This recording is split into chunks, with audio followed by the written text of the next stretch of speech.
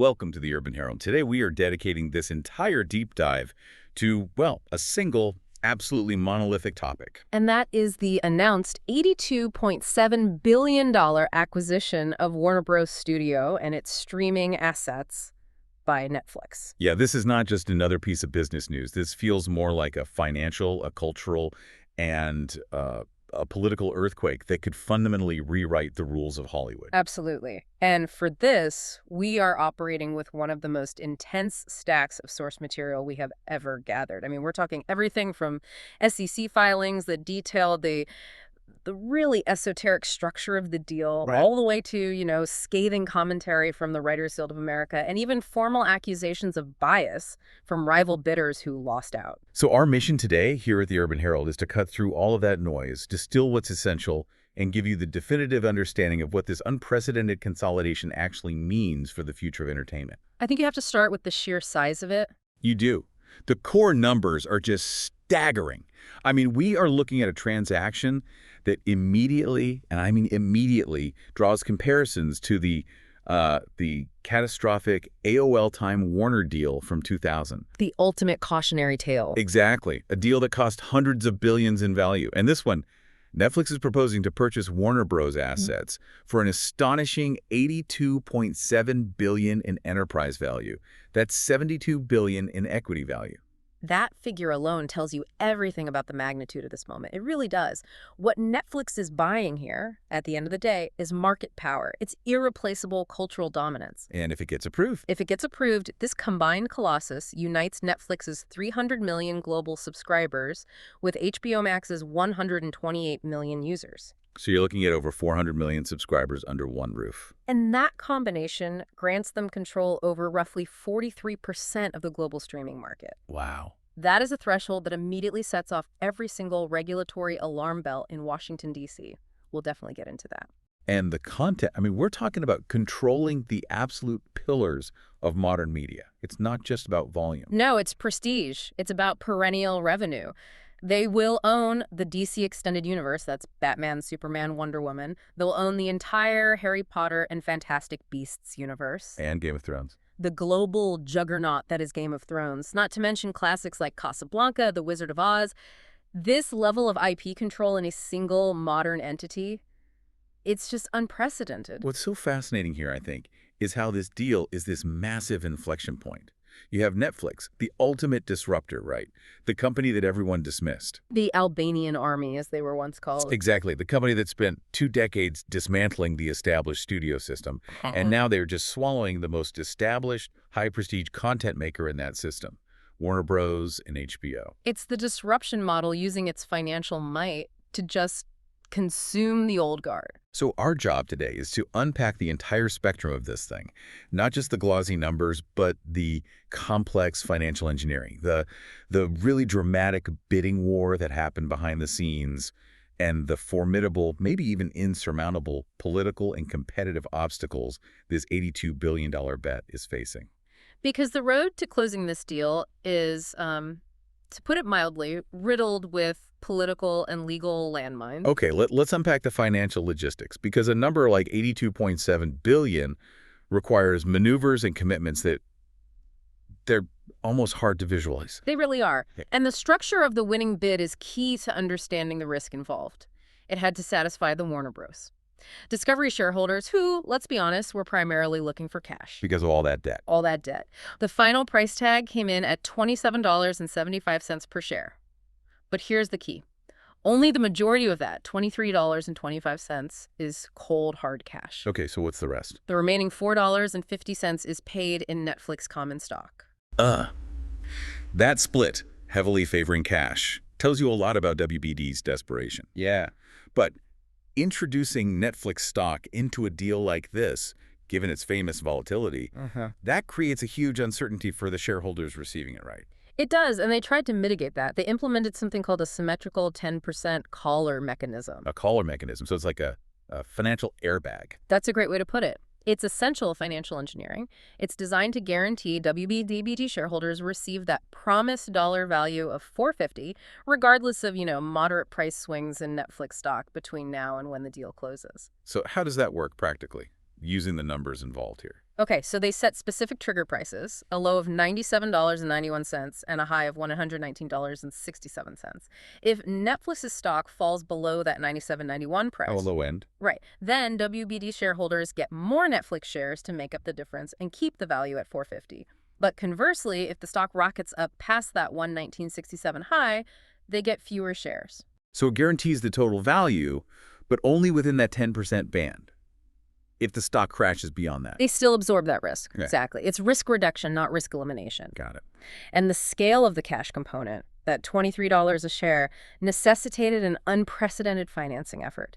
To fund that immediate cash transfer, Netflix secured what PitchBook called the largest bridge loan ever underwritten in corporate history. Okay, how big are we talking? A staggering $59 billion facility. $59 billion. Just for context, that's roughly the annual GDP of a country like Luxembourg. How does a single company even secure that kind of commitment right now? It tells you everything about the confidence that the big banks have in Netflix's long-term profitability. Wells Fargo led the charge. They committed an astonishing $29.5 billion on their own. Wow. That is the single largest bank commitment for an investment-grade bridge facility in history. So this isn't speculative tech funding. This is established financial confidence. But a bridge loan is temporary. It's high interest. So what's the long-term plan? How do they replace this $59 billion behemoth? The plan is highly structured. They're going to replace it with a diverse mix of long-term debt. $25 billion in corporate bonds, $20 billion in delayed draw term loans, and a $5 billion revolving credit facility. And the CFO, Spencer Newman, was very clear about this. Very clear. He committed to returning their leverage to target levels within 2 years after closing. Is that realistic? 2 years, given all the debt. It's aggressive. I'd say it's achievable, but only if the merger closes smoothly and those synergies they're hoping for materialize right away. If regulatory delays drag on, that 2-year timeline could become very, very difficult to hit. And speaking of regulatory risk, let's talk about the breakup fee. In corporate M&A, the size of this fee tells you everything about how likely you think the deal is to fail. And this breakup fee absolutely screams high risk. How high? Netflix agreed to pay WBD an extraordinary $5.8 billion if the deal is blocked. $5.8 billion. Which is a full 8% of the deal's equity value. Historically, a fee this size is Netflix explicitly acknowledging that regulatory rejection is a high, credible possibility.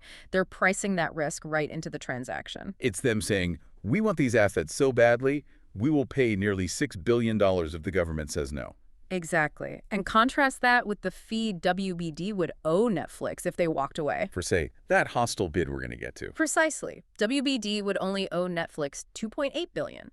That imbalance, that nearly 2-to-1 difference, shows you just how intensely Netflix was driving this and how much more regulatory risk they were willing to absorb. Okay, so to wrap up the mechanics, let's be crystal clear for everyone listening. Okay. What exactly is Netflix buying and what's being left behind? Right. The boundaries are surgically precise. Netflix is acquiring the high-growth prestige content engine. That's the Warner Bros. Film and TV studios, HBO and HBO Max, all the IP. DC, Harry Potter, all of it. All of it. And a huge strategic game, Warner Bros. Games. Oh, that's huge. So they get Rocksteady, the studio behind the Batman, Arkham games. And Avalanche Software, the creator of the massively successful Hogwarts Legacy. The gaming division is a critical piece here. So they get the IP, the production infrastructure, HBO Max, and a massive gaming arm. What are they strategically shedding? They're shedding the legacy business that was dragging WBD down. So what's explicitly excluded and slated for a spinoff are the linear cable assets. So CNN? CNN, TNT Sports, Discovery Channel, HGTV, and the Discovery Plus streaming service. Those are set to become a separate public company called Discovery Global by Q3 2026. So Netflix gets a streamlined, digitally focused creative empire without the financial drag of traditional cable. Exactly, without the drag or the complex regulatory baggage that comes with news and sports. That distinction is so crucial. And it brings us to the context of the sale itself. I mean, why was WBD selling off its crown jewels in the first place? It really just comes down to one thing: crippling debt. Somewhere between $34 and $40 billion in debt that WBD inherited from that. that deeply troubled 2022 Discovery-Warner Media merger. Right, that deal was a A mess. complete mess. It created a company that was structurally incapable of thriving. They were just desperate for cash, which created the urgency for this entire strategic review and basically a fire sale. And that desperation kicked off one of the most intense and dramatic bidding wars Hollywood has seen in a long, long time. It really did. In late 2025, three serious contenders emerged, and they all sensed vulnerability. Let's break down that competitive field. Who was first? The first aggressive player was Paramount Skydance. They had recently merged and were highly motivated to get bigger. And they were unique because they were bidding for the entire company, including those cable networks. The whole thing. The whole thing. Their bids got up to $27 a share before Netflix even entered exclusive talks. And the second big player was Comcast. Right, but Comcast's strategy was much more cautious. They proposed a stock-heavy deal, similar to Netflix's, focused only on the studio and streaming assets, but they signaled a lot of hesitation. Their president, Mike Cavanaugh, was quoted saying he didn't want to stress the Comcast balance sheet. Exactly. They just weren't willing to commit the massive, immediate cash that WBD so urgently needed. And then, of course, Netflix comes in with the decisive, cash-rich offer, wins the negotiation period. But the drama didn't end there. Not at all. This is where it gets really good. This is where the competitive drama turns hostile. 3 days after the Netflix announcement, Paramount Skydance launches a spectacular countermove. The hostile tender offer. A $108.4 billion hostile tender offer directly to WBD shareholders. And a hostile bid is a huge escalation. You're trying to bypass the board and go straight to the owners. What was the structure of that counteroffer? It was designed to be irresistible. Paramount offered $30 per share, and crucially, it was all cash. All cash, which is a significant premium over Netflix's deal, which had that volatile stock component. Exactly. And the financing they secured was equally staggering. They wanted to show they had the might to close. They had $54 billion in debt financing from Bank of America, Citi, Apollo. But what made it really unique was the addition of the sovereign wealth funds. That's right. $24 billion committed from funds in Saudi Arabia, Qatar, and Abu Dhabi, plus Jared Kushner's affinity partners. This was a global coalition assembled specifically to challenge Netflix's bid. Which raises a serious question. Why would a board choose a $27.75 offer with stock risk over an all-cash $30 offer? Paramount Skydance made that exact accusation formally. They publicly alleged that WBD conducted a myopic process with a predetermined outcome and that the entire auction was tilted toward Netflix. Because of what they called management conflicts. Right. The prevailing theory is that WBD management just strongly preferred Netflix's clean break-sell the digital assets, spin off the messy cable business, rather than dealing with the massive integration headache of combining the entire WBD company with Paramount Skydance. So, strategic alignment, a shared vision for a streaming-only future, may have actually trumped getting the most cash for shareholders. That's the core of Paramount's allegation. And David Ellison, who was leading the Paramount bid, he argued vehemently against the Netflix merger on antitrust grounds. He said combining the #1 and #3 streamers creates unprecedented market power, north of 400 million subscribers. A number that would utterly dwarf the next competitor, Disney. Who are under 200 million. For Ellison, preventing a near monopoly was worth the fight, even if it meant a hostile takeover. That concern about market power immediately brings us to Washington, D.C. This deal is facing what experts are just universally describing as the most challenging regulatory environment in decades.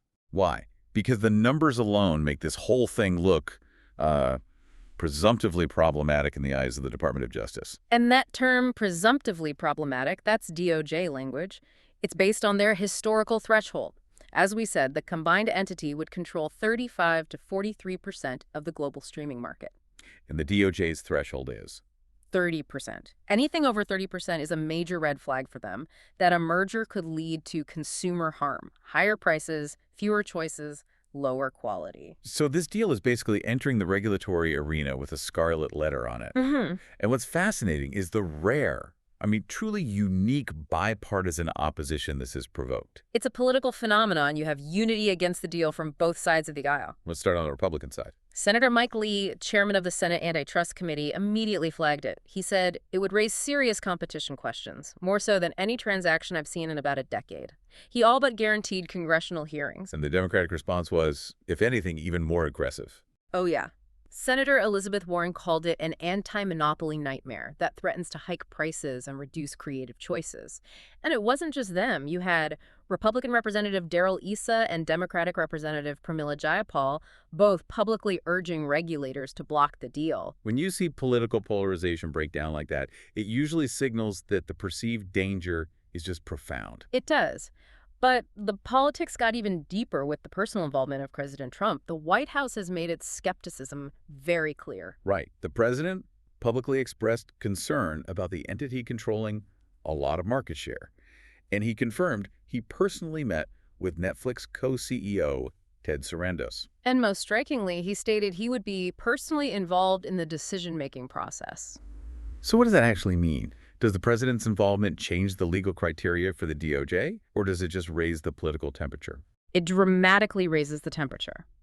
While the DOJ is, in theory, independent, it operates under the executive branch. A CNBC report said the White House views the deal with heavy skepticism. This means the Antitrust Division will be conducting its analysis knowing the higher political office is watching closely. Which makes it much harder for them to just rubber stamp this thing. Much harder. And legal experts are warning that this deal presents not just one, but two simultaneous antitrust challenges. Okay, what are they? The first is horizontal integration. That's the merger of two direct competitors, Netflix and HBO Max. It just reduces the number of major streaming platforms. And the second? Is vertical integration. That's the control Netflix would gain over the content library, the Warner Bros. Studio, and the distribution platform. And why is that vertical integration so dangerous in the eyes of the DOJ? Because it creates the ability for foreclosure. Netflix would be incentivized to pull core, lucrative Warner Bros. IP, say, the next DC series, exclusively onto their platform. Denying it to rivals like Amazon or Apple. Exactly. You deny rivals the content they need to attract subscribers. You weaken them. You stifle competition. The DOJ's concern is that content is the oxygen of the streaming ecosystem, and Netflix would be buying the oxygen tank. Which brings us to a really cynical but maybe brilliant theory about Netflix's motivations here. The starvation strategy. Yeah, this is a provocative theory from antitrust director Matt Stoller. He suggests Netflix may not actually expect or even need the deal to close. The proposal itself is the weapon. Wait, so the idea is they spend billions just to tie up a competitor? Yes. If the deal is stuck in regulatory limbo for 18 to 24 months, which is expected, WBD's assets would be effectively frozen and degraded. How so? Because WBD can't greenlight massive multi-hundred-million-dollar feature films or long-term series. The acquiring entity, Netflix, would have to approve those commitments, and key talent, showrunners, directors, stars, they'd likely start leaving for safer studios like Disney or Amazon. So the uncertainty itself just creates a chilling effect on WBD's ability to compete. Exactly. The content pipeline slows, the best talent jumps ship, and WBD loses its edge. If the deal is blocked 2 years later, WBD emerges significantly weaker. So Netflix wins just by neutralizing a major rival for 2 years, even if they don't get the assets in the end. It's a ruthless approach. Truly ruthless. What about the international view? Does the EU pose a similar threat? Not really. While the EU will review the deal, experts believe they typically operate differently. They're more likely to impose what are called access remedies, like requiring Netflix to license certain key content to European rivals rather than blocking the merger outright. So the real existential threat is here in Washington. Firmly planted in Washington. Now let's turn to the most vocal critics of all, the creative communities. The response from writers, directors, and actors has been, it's an alarm that goes well beyond standards labor talks. The WGA, the Writers Guild of America, issued what might be its strongest ever statement on a corporate merger. They were not holding back at all. They warned this consolidation is precisely the threat antitrust laws were designed to prevent and demanded the deal must be blocked. And their core fear isn't just about consumer prices. It's about the creation of a monopsony. Right. A monopsony is a market where there is only one dominant buyer for labor. And for the average working writer or creator, that means the elimination of leverage. If Netflix controls nearly half the global market, where else can you take your project? Exactly. The WGA argued the merger would eliminate jobs, push down wages, worsen conditions, and reduce the volume and diversity of content. It just crushes their ability to negotiate fair deals. And the Directors Guild, the DGA, led by Christopher Nolan, also expressed significant concerns. And the Nolan connection here is just so potent. He is the preeminent champion of the theatrical release, and he has this long personal history with Warner Bros. And his departure from the studio was directly triggered by their pandemic-era streaming strategy. That's right, sending their entire 2021 slate to HBO Max. The DGA's concern is that merging with the ultimate streaming giant fundamentally undermines the competitive pressure needed to safeguard directors' creative rights and the theatrical model they depend on. We also saw strong warnings from the Teamsters, who said consolidation not only kills jobs but also raises prices. And then you have these searing philosophical critiques from icons. Jane Fonda described the deal as catastrophic for an industry built on free expression. And James Cameron, his work is the definition of the big screen blockbuster. He delivered maybe the most damaging creative verdict possible. He was completely unsparing. He called the Netflix acquisition a disaster. He brought up past comments from Ted Sarandos, who once dismissed theatrical exhibition as an outmoded idea and said, quote, "Theatrical is dead," unquote. And Cameron dismissed Netflix's promises to continue theatrical releases as well. Pecker bait. That level of raw distrust from a filmmaker of his stature just highlights the deep cultural fault line running through this merger. That profound distrust stems directly from this fundamental culture clash, right? Between HBO's focus on human curation and prestige and Netflix's absolute reliance on data and the algorithm. They are two utterly opposed content philosophies that are now set to collide. They operate on different intellectual planets. HBO's CEO, Casey Bloys, he basically called Netflix the basic cable of today. He did. He argued consumers will eventually tire of its sheer volume. He championed HBO's model, which delivers must-have truly unique programming, emphasizing human curation and working with trusted writer-performers. So HBO's model is quality over quantity. Fewer hours, but those hours dominate the cultural conversation. The Sopranos, Game of Thrones, Succession. Right. It's a scarcity model. Netflix, by contrast, operates on the scale and efficiency of a data center. Their recommendation system is incredibly powerful. It accounts for an estimated 2 of every 3 hours streamed on the platform. Wow. The value they derive from that algorithm is over $1 billion a year. They use algorithms to A/B test artwork, trailers, anything to maximize click-through and engagement. And this is where we get the term Netflixification, right? The effect of the algorithm on the storytelling itself. What does that actually look like on screen? It creates specific, recognizable structural changes. First, episodes become unnecessarily long, often 55 to 65 minutes, just to boost watch time metrics. So you're padding a 40-minute story to hit a data point. Absolutely. Second, you see the insertion of artificial cliffhangers into almost every episode to compel you to immediately click next episode. And third, it's just this massive quantity over quality approach. They produced over 90,000 minutes of original content in 2018 alone. And you contrast that with a show like HBO's Succession. Right. In Succession, the episode lengths are dictated by the story. They avoid artificial cliffhangers. The character development drives the pacing. If Netflix had produced it, insiders suggest the pressure would have been immense to stretch every episode and add more explicit twists, which would have diluted the very subtlety the show is famous for. So the central $82 billion question is, will Netflix risk destroying the very asset they're buying by imposing their data-driven methodology on HBO's prestige brand? That is the core conflict. Co-CEO Greg Peters has acknowledged the HBO brand is very powerful. He suggested it could remain a separate premium offering, maintaining its autonomy. But the massive debt load Netflix is taking on creates immense pressure to maximize the efficiency of every asset. And if the prestige model is deemed inefficient because it produces fewer, shorter episodes, the algorithm could win. And the financial imperative to service that debt could compel them to impose data-driven methods on HBO. And if that happens, the writers and directors who built that brand will just revolt or leave. And that culture clash spills right over into the existential crisis facing movie theaters. Cinema United, the Association for Theater Owners, called this acquisition an unprecedented threat. And that is not hyperbole. It is based on a fundamental conflict of business models. The CEO, Michael O'Leary, said, Netflix's stated business model does not support theatrical exhibition.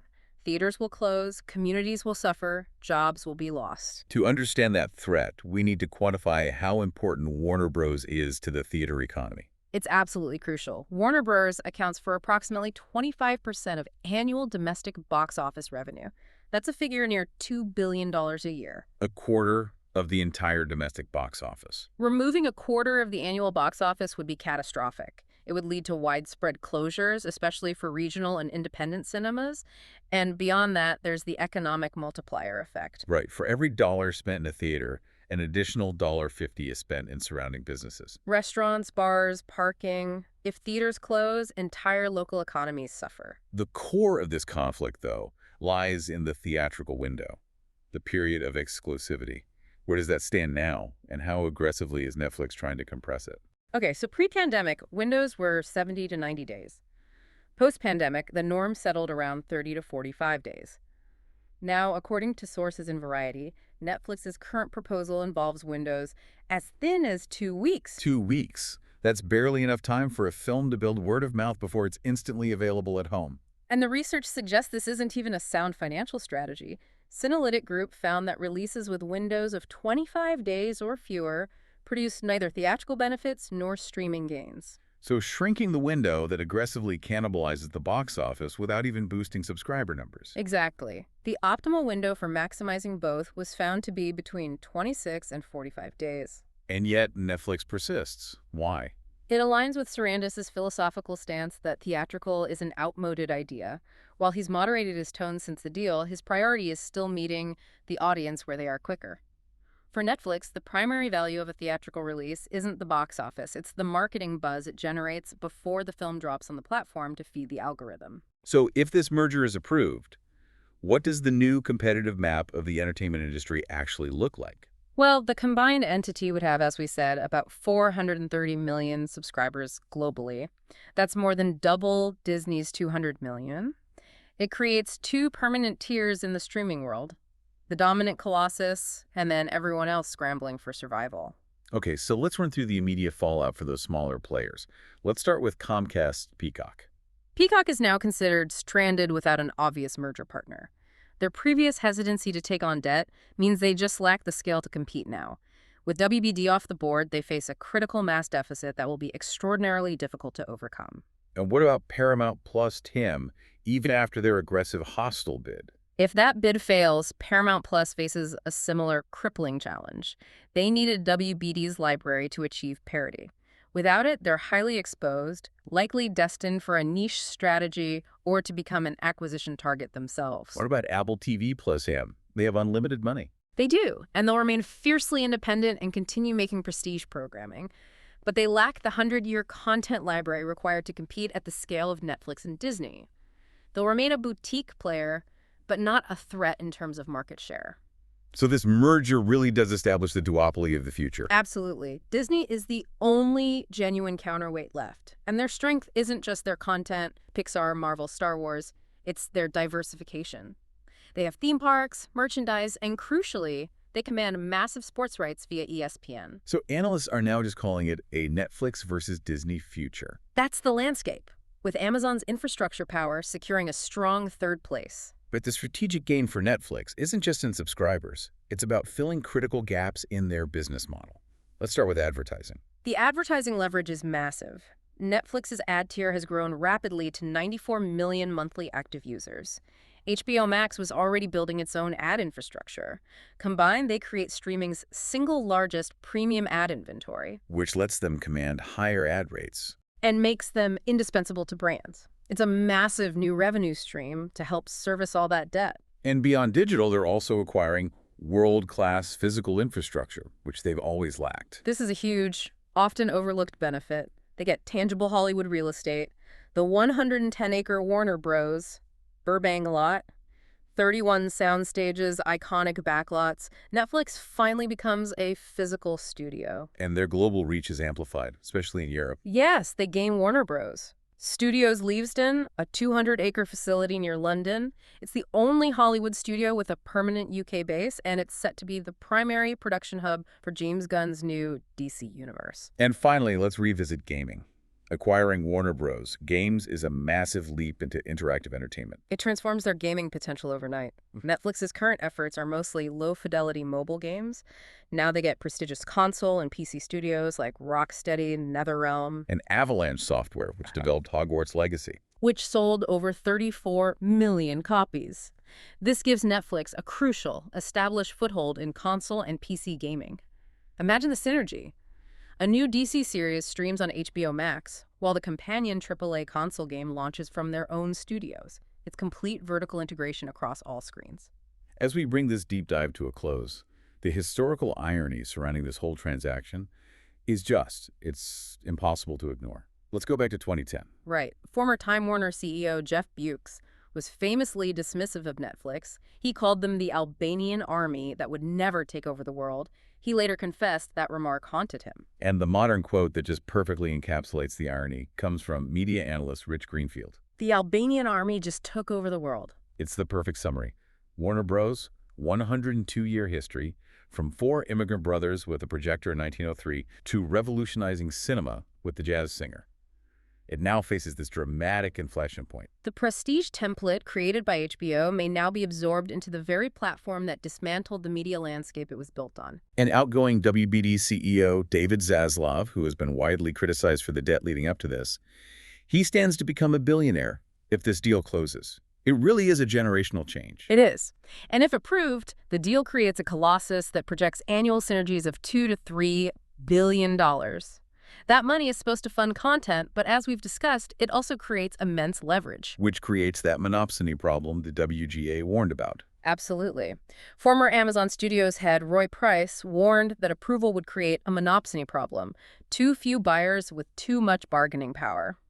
If Netflix and Disney are the only two real buyers left, wages and creative conditions for writers, directors, and crew, they inevitably decline. And the regulatory timeline remains the crucial uncertainty. It's the ultimate determining factor. The deal faces a grueling 12 to 18-month approval timeline, possibly extending into late 2027.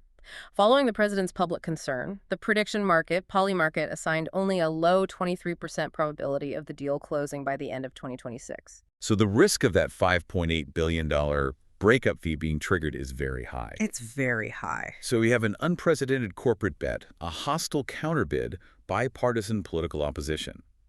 But this isn't just a modern fight. It has a striking historical parallel that basically defined the American film industry. Yes. The industry that the original Warner Brothers helped create faces its most fundamental restructuring since the Paramount decrees broke up the original studio system in 1948. Right. That was the moment Washington mandated that studios could not own both the content and the distribution, the movie theaters. That vertical integration was deemed anti-competitive and illegal.